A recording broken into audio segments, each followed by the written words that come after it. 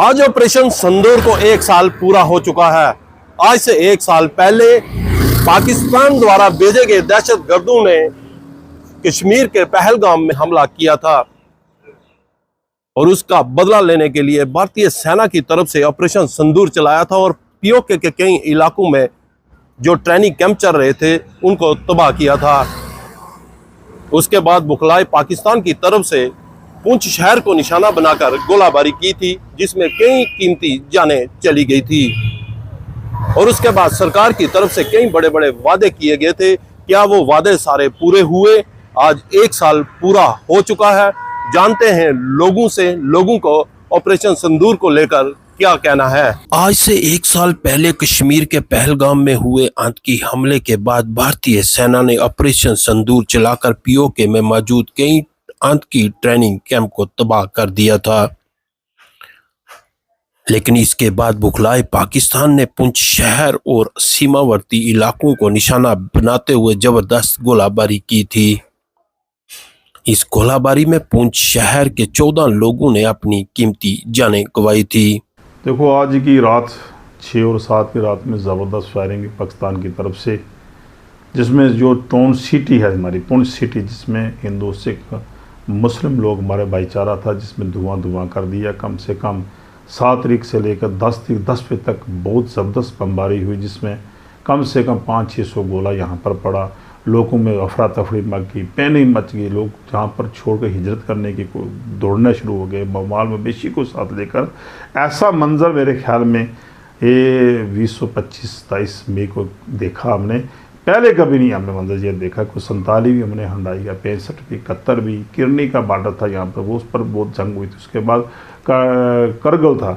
ये पहली बार था कि पाकिस्तान की एक बड़ी काराना हरकत थी, जिसमें कि सिर्फ टोन में निहत्थे लोगों पर करना। अगर भारत ने एक बेहतरीन अटैक किया, जिसमें कि मिलिटेंट के पैर जो थे उसको हिट किया, उसको तबाह किया, पर पाकिस्तान की कोई बुरी मंशा से, जिस मंशा के मुताबिक यहाँ पर एक ऐसा बना, क्योंकि इस पुंछ में गुरुद्वारा, मंदिर, मस्जिद, तमाम जगह पर बम पड़े। हिंदू सिख और छोटे बच्चे थे, जो जहन में जोया, जो ट्विन बच्चे थे, बड़े एक शीरखोर थे, उनकी भी जान गई। सरदार अमरजीत सिंह मेरे भतीजा, मेरे बेटे समान थे, इकट्ठे सोए हुए थे एक ही बेड पर, 3 हम और एक उसके बाद एक सिलेंडर लगने से उनकी जान चली गई।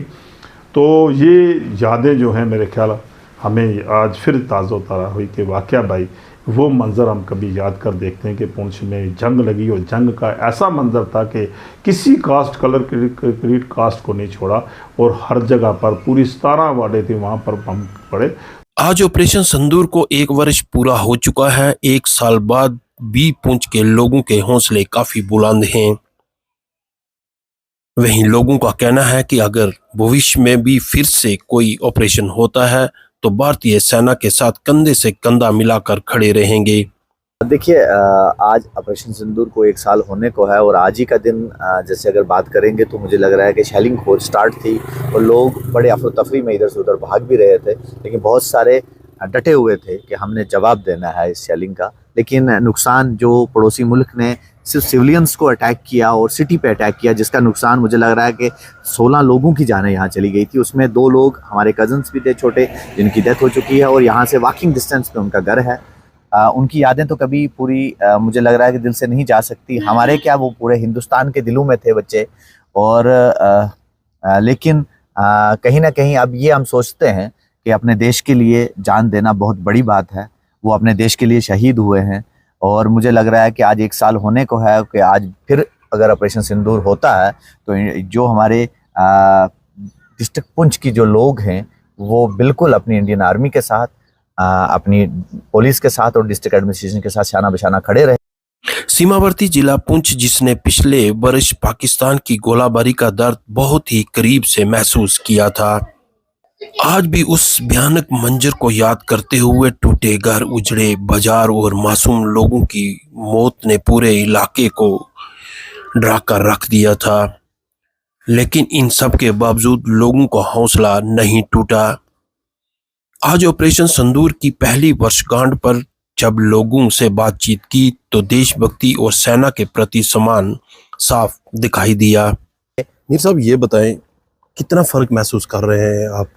एक साल में? देखिए, पहले अगर एक साल पहले की बात करेंगे, यानी कि जो ऑपरेशन सिंदूर से पहले की बात करें, तो आए दिन हम ये वारदात देखते रहते थे। एलओसीज पे रहते हैं, हम आसपास देखते हैं, या आज यहाँ शेलिंग हो गई है, आज यहाँ क्रॉस बॉर्डर यहाँ हो गया है, आज यहाँ कोई मिलिटेंट घुस चुके हैं। लेकिन आफ्टर ऑपरेशन सिंदूर मुझे लग रहा है कि जो ऑपरेशन सिंदूर में हमारी इंडियन आर्मी ने जो जवाब दिया है उनको, उसके बाद ये वारदात कम हो गई हैं। उनका जो डर है वो दिखने को मिला है कि उस एक साल, जो ये एक साल गुजर चुका है, इस एक साल में हमें ऐसी वारदात दिखने को कम मिली है।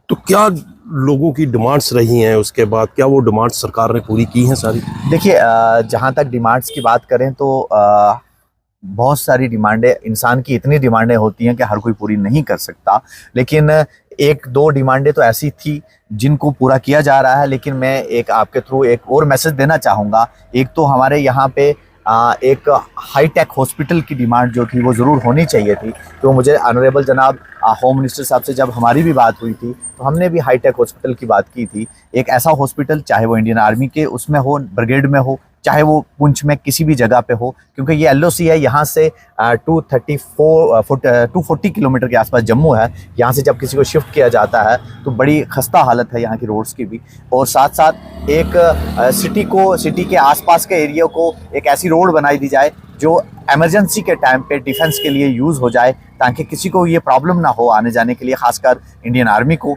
वो एक रोड का मैप बनाया जाए। और उसी के साथ साथ अगर देखा जाए तो लोग, आज भी बहुत सारे लोग अवेयर नहीं हैं। अगर सेकंड ऑपरेशन सिंदूर होता है तो लोगों को ये अवेयरनेस होनी चाहिए कि घर से बाहर नहीं निकलना है, घर में ही रहना है। और जितने भी लोग, जो बैंकर्स को लेके जो बातें की गई थी, मुझे लग रहा है कि बहुत सी जगहों पे बने भी हैं। लेकिन मैं सेंट्रल गवर्नमेंट से स्पेशली ये रिक्वेस्ट करना चाहूँगा कि डिस्ट्रिक्ट पुंछ के लिए ये स्पेशली रखा जाए, क्योंकि ये बिल्कुल बॉर्डर के ऊपर है। बैंकर चाहिए, और बैंकर हम खुद बनाएंगे। हमें एक अकोमोडेट किया जाए, हमें नक्शा बनाकर दिया जाए, हमें ऐसी सिस्टम बनाकर, ताकि बैंकर में अगर कुछ हो सकता है, आने वाले वक्त में कुछ हो भी जाए, तो हम अपना परिवार जो है वो सेफ जगह पर लेकर ले जाए। लेकिन आज एक साल पूरा होने के बाद भी पुंछ के लोगों के हौसले काफी बुलंद हैं। उनका मानना है कि अगर भारतीय सेना ऑपरेशन 2 भी चलाती है तो हम पहले की तरह भारतीय सेना के साथ कंधे से कंधा मिलाकर चलेंगे। लोगों के हौसलों में किसी तरह की कोई कमी नहीं है। हालांकि लोगों का यह भी मानना है कि सरकार की तरफ से वादे किए गए थे, सभी वादे पूरे तो नहीं हो सके, लेकिन हाँ, कुछ वादे अभी भी पेंडिंग हैं। और उन्होंने मांग की है कि इन वादों को जल्द से जल्द पूरा किया जाए। पुंछ से रमेश बाली, एक्सएलसल न्यूज।